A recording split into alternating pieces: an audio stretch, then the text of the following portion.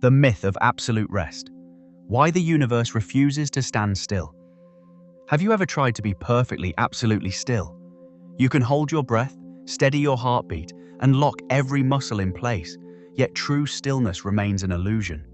At this very moment, you are seated on a planet spinning at roughly 1,600 kilometers per hour, orbiting a star hurtling through the Milky Way at 220 kilometers per second, inside a galaxy plunging toward the Great Attractor at a pace that defies intuition. We are endlessly fascinated by the extremes of the cosmos, and especially by its absolute maximums. The universe enforces a strict, unyielding ceiling, the speed of light, c. But if we view reality not as a mechanical void, but as an active, breathing network of data, c becomes more than a velocity. It is the ultimate speed of causality, an informational saturation limit, the maximum rate at which the universe can transmit updates from one coordinate of spacetime to another. This raises a profound and curious question. If the universe enforces an absolute maximum, does it also impose an absolute minimum? What is the slowest a thing can possibly be? The pursuit of this answer reveals a cosmos that is restless, deeply interconnected, and mathematically incapable of silence.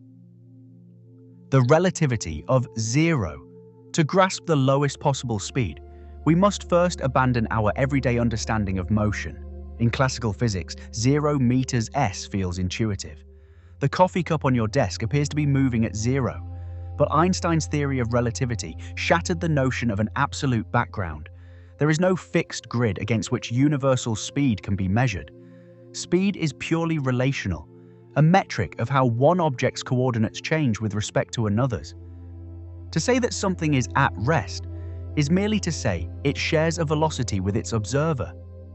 Without a fixed center of the universe, zero speed is nothing more than a local mathematical convenience. If you and a comet are traveling in parallel at 100,000 kilometers per hour, your speed relative to the comet is zero.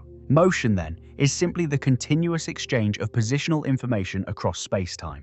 Hamilton, the quantum jitter, and the eradication of stillness.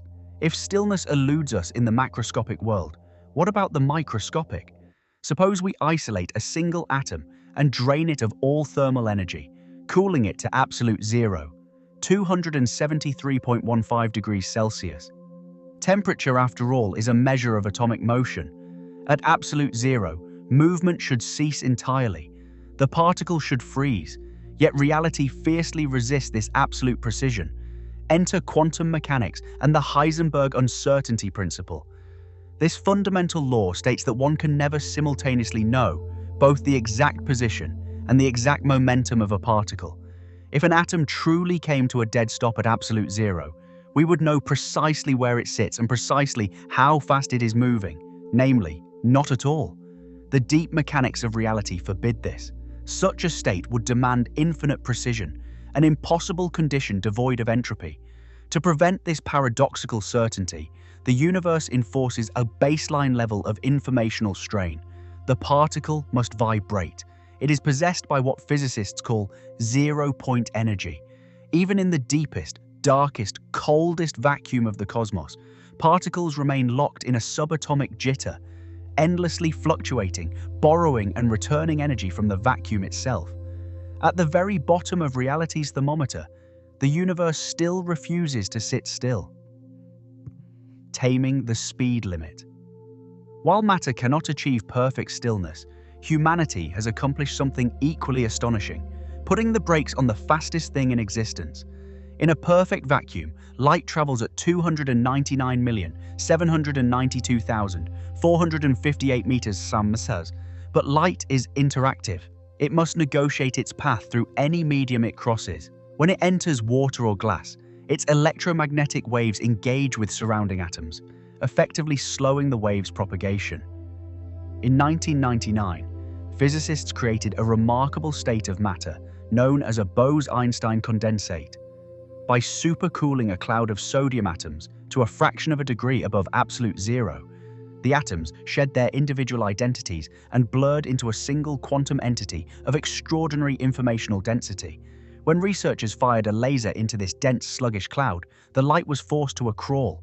The ultimate messenger of the cosmos which normally spans the Earth-Moon distance in just over a second, was slowed to a mere 17 meters per second, roughly the speed of someone on a bicycle.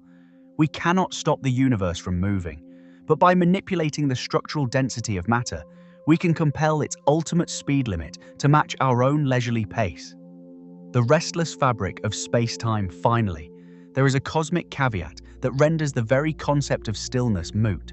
Imagine a hypothetical, impossible scenario. You somehow freeze a particle, violating quantum laws, and isolate it in the deepest void between galaxies, severed from the gravitational pull of any star. Is it at rest? No, because the stage itself is moving. Since the Big Bang, the universe has been expanding. It is not expanding into anything. Rather, the metric of space-time itself is stretching.